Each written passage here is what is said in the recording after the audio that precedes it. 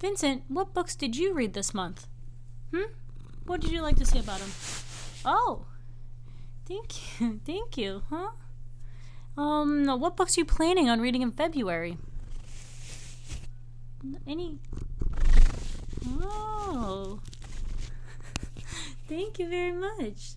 Those sound like really good books.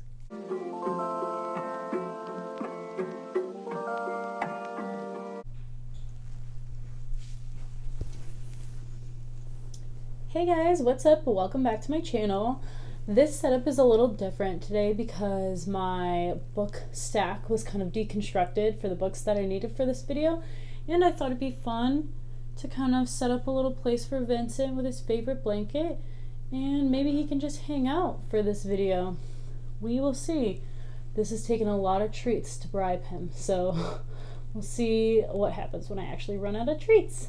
For January and February, the books that I read mainly came from one source, which was a TikTok that Reagan from Peruse Project made about her recommendations for winter reads. Did I go out and buy all 5 books that she talked about in her video? Yes, I bought all 5 of them instantly, and I have no regrets because so far they've all been so good. Vincent's really going to expose me for how many cuts I make during each video. So the first book that I read in January was The Starless Sea by Erin Morgenstern. This book was so good. I gave it a 5 out of 5. It's a really magical adventure that is all about stories and storytelling. It was so good. I really loved it. It starts off with these assorted, seemingly unrelated stories, but do not make the mistake that I made and breeze over the stories because they are very important to the main storyline. And eventually, a few stories in, you get to the story of a man that goes and checks up books out of his library at his college campus, and he reads a story about himself inside of it, a story that happened in his childhood, and he's obviously bewildered as to how this is possible. It's a story that only he would have witnessed, and this leads him on a really grand adventure to find the Starless Sea in the harbor, which is a place that's kind of like a labyrinth of books and stories and places to consume these books and stories. And it is an adventure to discover this place, to preserve this place, to save this place. It is amazing. I really loved it. When I was like halfway through, I thought it was going to be like a 3-star for me. Then when I was like 3/4 of the way through, I was like, okay, it's probably going to be a 4-star. And then when I finished it, I was like, it would just be a disrespect to not give this a 5-star for the absolutely brilliant way that everything was woven together. And it was so magical. It was so good. It definitely deserved this 5 out of 5 that I gave it. Do you guys want some ASMR cat munching noises?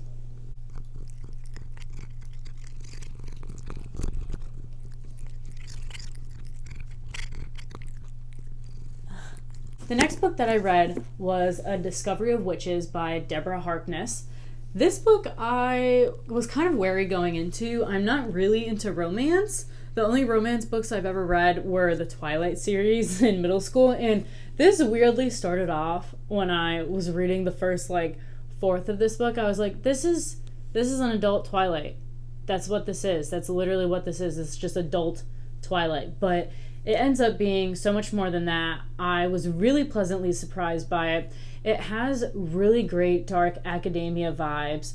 Deborah Harkness was a historian herself, and you can really tell that in the writing and description of our character Deborah's job as a historian.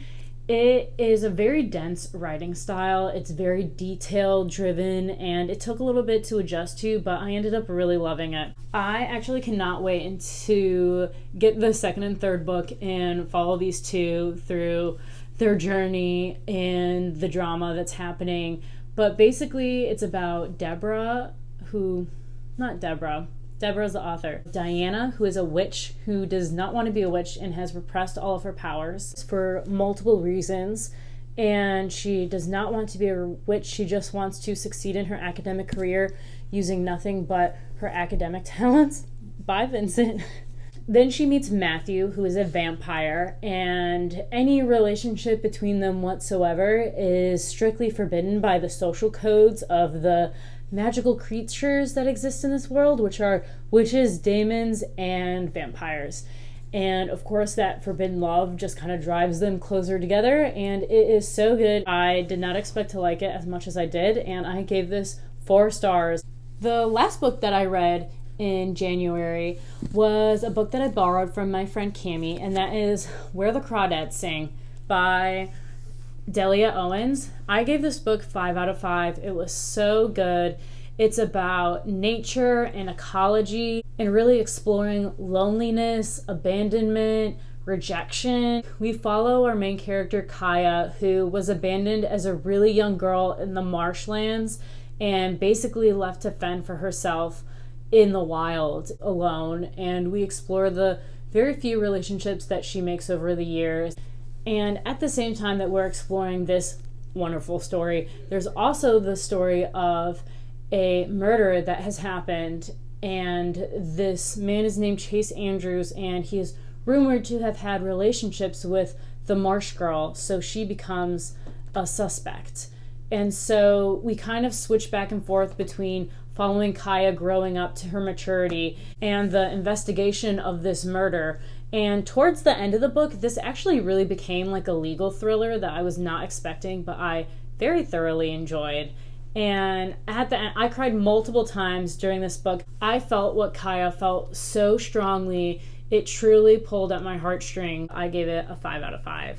So first in February, I'm going to finish the 2 other books that I borrowed from my friend Cami. An American Marriage by Tayara Jones and Into the Wild by John Crocker. An American Marriage is about, I believe, the criminal justice system and how it can kind of tear apart the lives of those who get involved in it.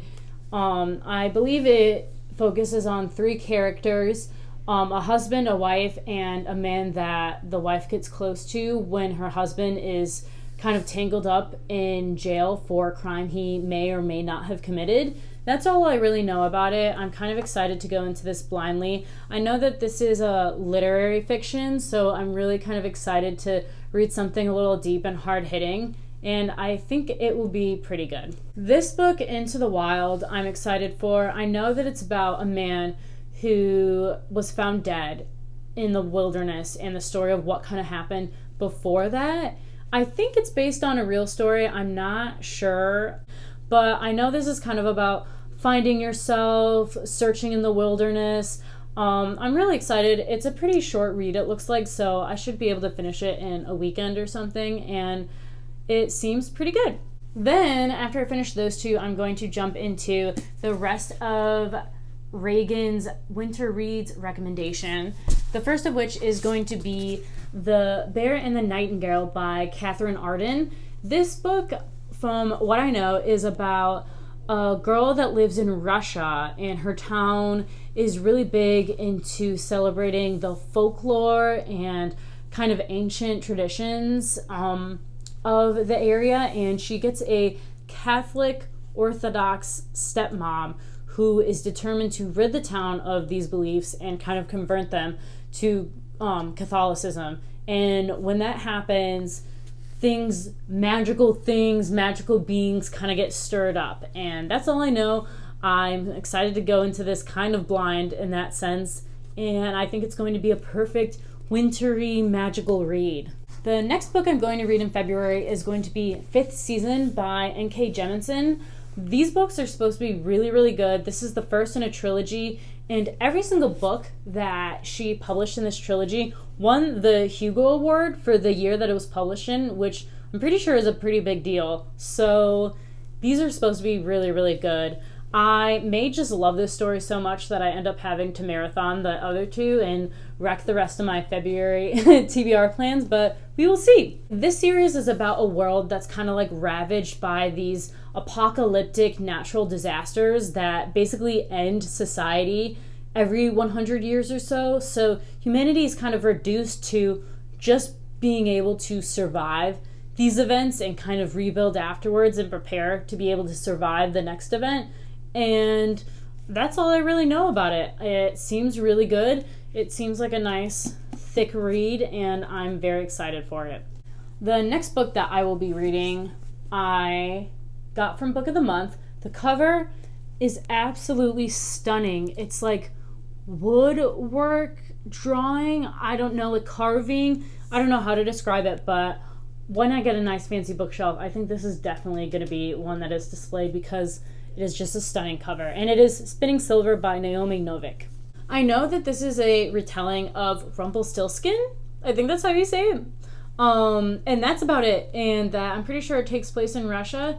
But I'm excited to really jump into this blind. And I don't even really know the story of Rumpelstiltskin that much. So I think that this book is going to be pretty exciting, pretty refreshing, and I think there's definitely some wintry magic involved, so that should be a treat. So after I read those, I kind of want to take a quick thriller break because in March I am going to be reading a very popular YA series. I was going to keep it a secret until March, but I'm actually just going to say it. I'm going to be reading the Shadow and Bone trilogy and then the Six of Crows duology in March before the series comes out in April. I'm really excited for it. I know some people did not like Shadow and Bone as much as Six of Crows, so I don't know if I want to purchase that for myself or just rent them from a library. So if you have some really strong feelings about those, let me know down below and maybe convince me one way or the other. But before I really commit to that month-long fantasy ride, I want to get a thriller in because I've been watching a bunch of people's really good thriller videos. It's really gotten me in a thriller mood. I can't decide if it's going to be The Death of Mrs. Westaway by Ruth Ware. Noelle said that she really loved this book, so that's why I bought it. It seems like a very spooky, wintry, maybe, vibe to it, so I may want to read this in winter. The other book that I have is The Woman in the Window. This is a really popular book, I know, and the concept seems really intriguing, so I kind of want to read this too.